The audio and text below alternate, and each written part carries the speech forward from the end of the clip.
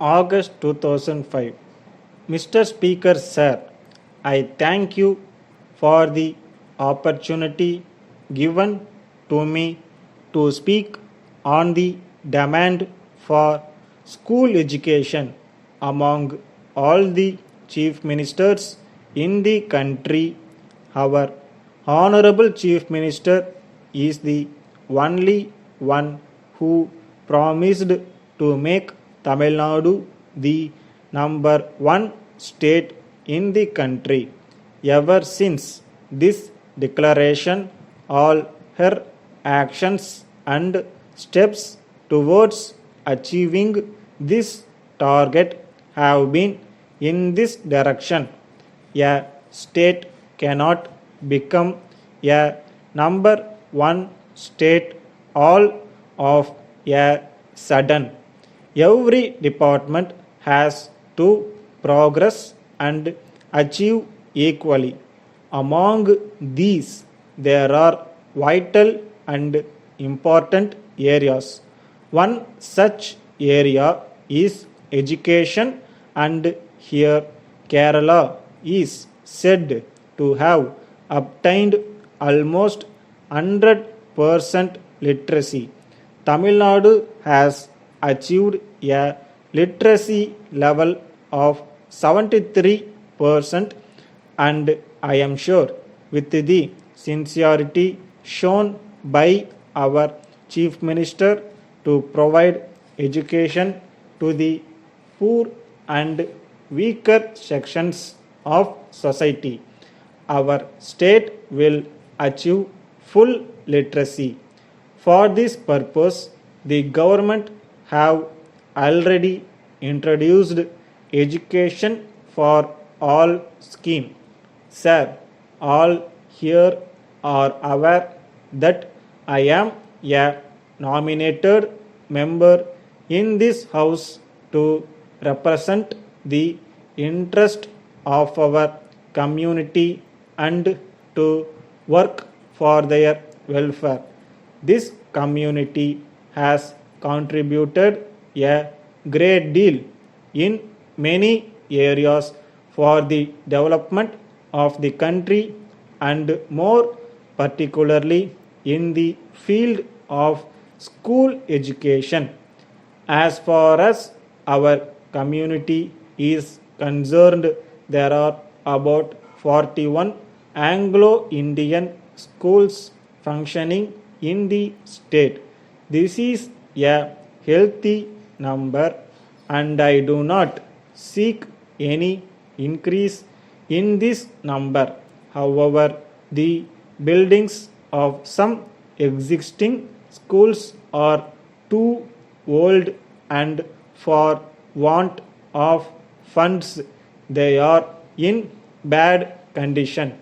I am aware of the financial constraints the government are facing. So, as a one-time assistance, I request that some funds may be allotted for these buildings. I am fully aware that I am speaking on the demand for school education, and it is certainly not my wish to deviate from the subject. However, as I am the only member in the House representing our community, I request your permission to put forward a couple of points in their interest. While there is reservation for them in medical course, and I request that there may be a reservation here also. I am especially grateful to our Honorable Speaker for having permitted me to speak on this very important demand. Letter dated the 7th November 2003 from Shivam Publishers, Broadway, Chennai, to Messrs. Narayanan and Company, Tank Street, Vellore.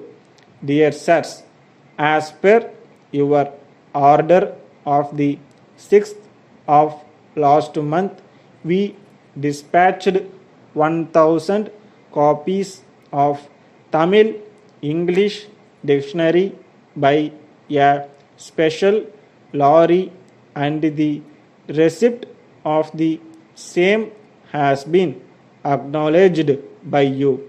After the receipt of the books, we have not so far received any payment from you. This make us feel sorry.